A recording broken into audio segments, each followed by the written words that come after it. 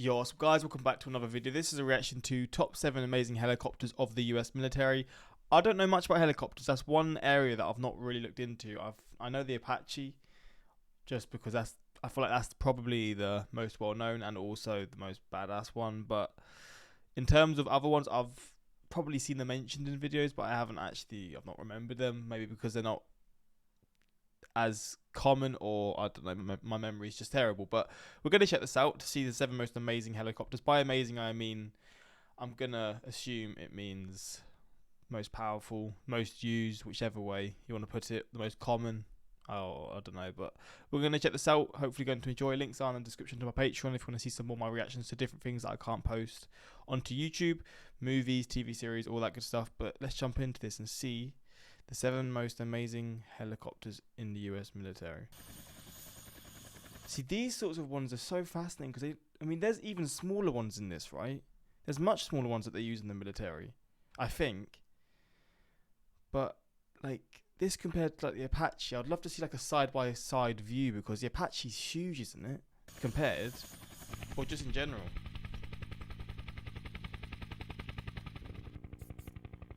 The top 7 amazing helicopters of the U.S. military.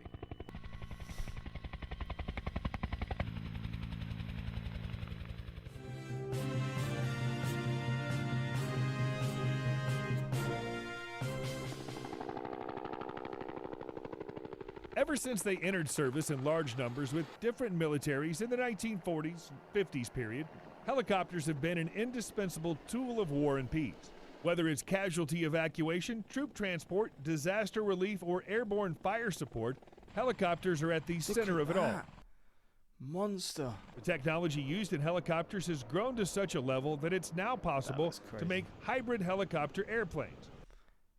Wait, this is I've definitely seen this before, but look at the size of the blades. Flipping hell.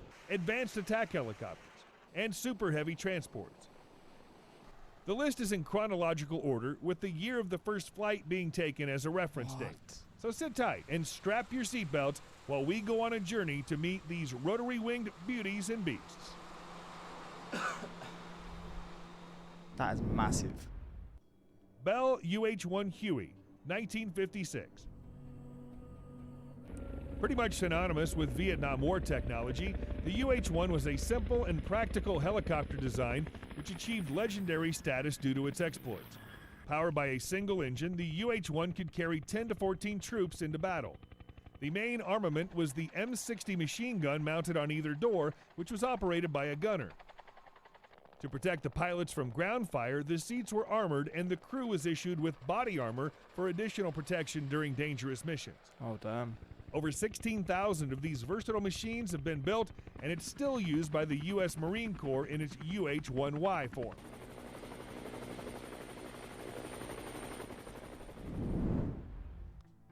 Boeing CH-40. Again, I've definitely seen images of this, but I never knew it was actually related to the US. But is there like helicopters like this that are around in different militaries? Because I've definitely seen them, but I've never seen them in videos that I've reacted to, and these look crazy. They're so long, and like obviously, as you see the 2 choppers, that's I guess just because it's so long, you need 2 different engines. But it's so weird. It's like a submarine in the air. It's so fascinating. I guess it's for carrying multiple people or soldiers or whatever. It's basically just a carrier, just to carry people. 47 Chinook, 1961. Again, we have a helicopter which was developed during the Vietnam era and survives to this day in a modern avatar. The CH-47 Chinook has a unique tandem rotor design which allows maximum utilization of the power generated by the engines to lift the helicopter. Since there's no tail rotor, all the power is sent to the 2 main rotors, which rotate in Wait, does this stay open the whole time? opposite directions at different elevations. This gives the Chinook the ability to carry large payloads to high altitudes. Jeez. With the ability to carry a 10,800 kilogram load, underslung 9,000 kilograms inside the cabin, or alternatively 55 troops seated internally, the Chinook is a massive flying truck. That is huge.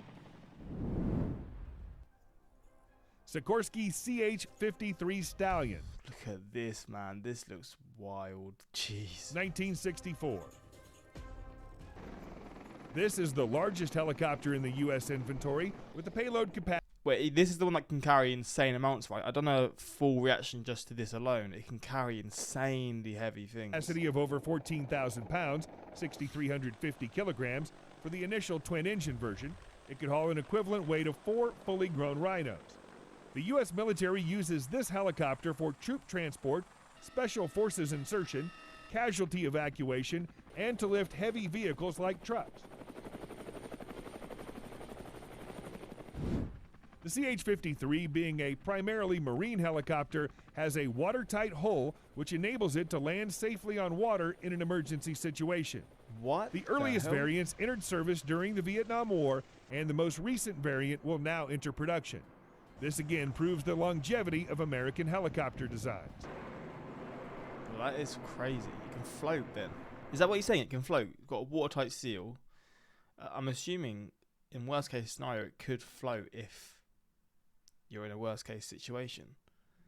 Well, that's pretty crazy. I didn't realise they could make aircraft plane. I mean, I know some planes do. Some planes land, like there's the specific plane that lands on water, right? And I think it can take off water, maybe not, but it can land on water, and I'm pretty sure it can take off water too. So it's obviously been possible for quite a long time, but to integrate it into a helicopter is pretty crazy. Bell AH-1 Cobra. This is so much smaller. I guess this is a full-on attack one, right? Because I guess the smaller they are, the more maneuverable they are, which means if you're attacking something, you can get out of the way and avoid certain things a lot easier as well. 1965. 65? Developed from the UH-1 wow. to urgently fulfill the role of an armored helicopter which could fire guns, rockets, What the fuck? This is so weird. This is so small. and missiles, the AH-1 was the world's first dedicated attack helicopter. What the fuck? It was pressed into service in Vietnam. I mean, it's not small. It's actually quite big. But it's like so thin. It's such a weird looking helicopter. And saw extensive combat. Its slender profile, tandem seating, and great agility made it a very effective platform for providing aerial fire support. Okay. The Cobra was initially armed with 7.62 millimeter miniguns, 40 millimeter grenade launchers and rockets, which allowed it to take out hidden targets throughout the jungle canopy. The Viet Cong would have been terrified of the venom-spitting Cobras, which could sneak up on them and destroy anything in its path. They proved themselves to be so useful that over 1,000 Cobras were built over a period of 4 years during the Vietnam War. It lives on to this day in the form of the U.S. Marine Corps AH-1Z Viper, which is a heavily upgraded version of the AH-1. Looks a lot more modern. A lot more. Sikorsky UH-60 Blackhawk. God damn, we've gone from the thinnest helicopter to some the thinnest probably helicopter there is to probably not the chunkiest, but it's a very girthy helicopter. SH-6070 Seahawk. And is it carrying nuclear bombs or what are these? 1974. Nuclear weapons. The Blackhawk is a very versatile helicopter and has evolved into dozens of variants, including the famous Stealth Hawk, which carried out the famous Operation Neptune Spear. The other important variant is the naval SH-60 Seahawk, which is the present mainstay of the U.S. Navy for anti-submarine, anti-surface, transport, and search and rescue missions.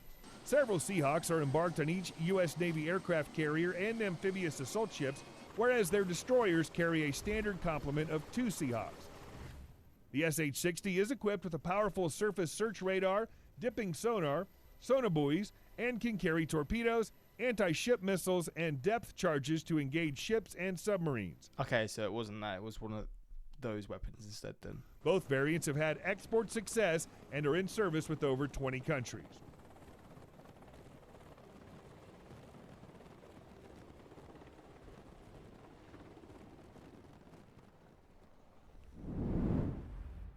Boeing AH-64 Apache. So what? This isn't the last one.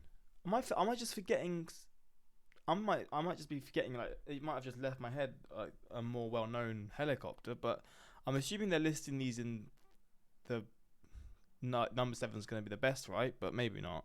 Maybe it's just a list of them and it's not in a certain order. 1975. It looks crazy, though, doesn't it? Crazy looking thing. Widely accepted as the most advanced attack helicopter in service today, the Apache has formed the backbone of U.S. military ground operations for over 3 decades.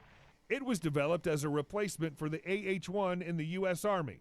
In a bid to make it survivable on a dangerous battlefield, the Apache has armor which allows it to withstand hits from 23mm anti-aircraft guns and a self-sealing fuel tank which prevents leakage of fuel in case the tank is hit. Damn. The Apache stub wings each mount 2 pylons, typically carrying a mix of pods carrying 19 2.75-inch rockets for use against personnel and light vehicles, and quad racks of AGM-114 Hellfire anti-tank missiles.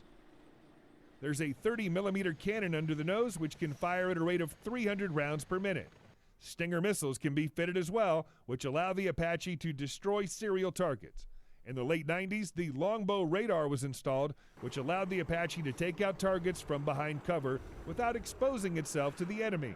The helicopter is thus an all-around weapon system which can wreak havoc on the battlefield. The Apache continues to evolve in the 21st century. The latest A-64E Guardian model boasts uprated engines, remote drone control capabilities, and a sensor designed to highlight muzzle flashes on the battlefield below. The Army has also experimentally deployed Apaches on U.S. Navy ships and had them practice anti-ship missions, and even tested a laser-armed Apache. It is definitely one of the most badass things I've seen. But what's next then? It's not going to be an attack helicopter, but what is it going to be?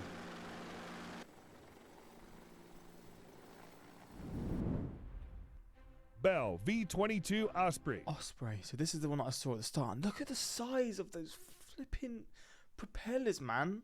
So this is the one that can carry, like, I guess you can put lots of, like, you can put like tanks in it. You can store certain things and carry it to wherever it needs to go, right?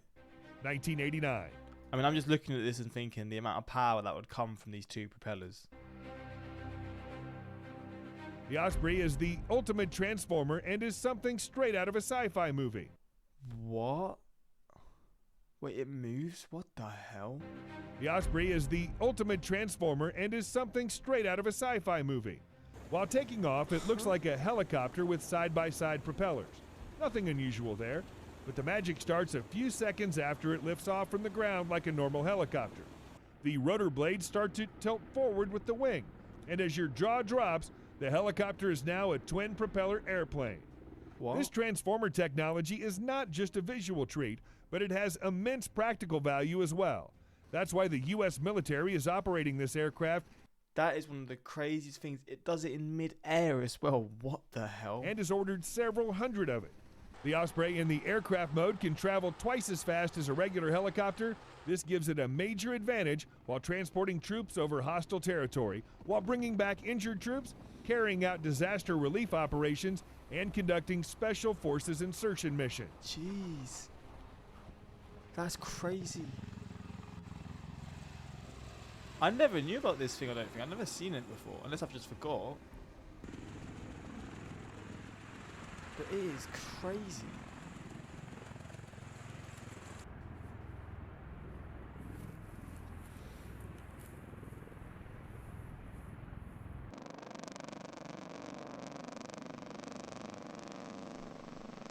Wow.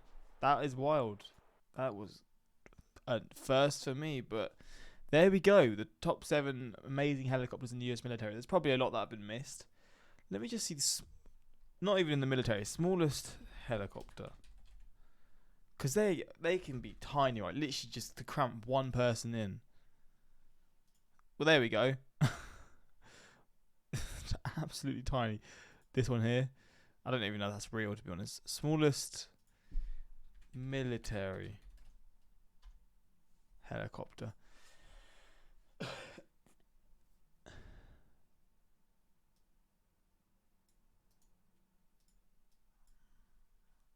Let's look at this. God, that is small, isn't it? That is tiny. And what, it can shoot weapons and stuff. Is this what it's for? Well, damn. And there's quite a lot of people on it as well. Bro, that would freak me out being on that. I would be so anxious, but that's just me. But there we go. That's a little surprise. But yeah, hopefully you enjoyed this reaction. If you want more of this stuff, let me know in the comments. And until next time, like, subscribe, and peace.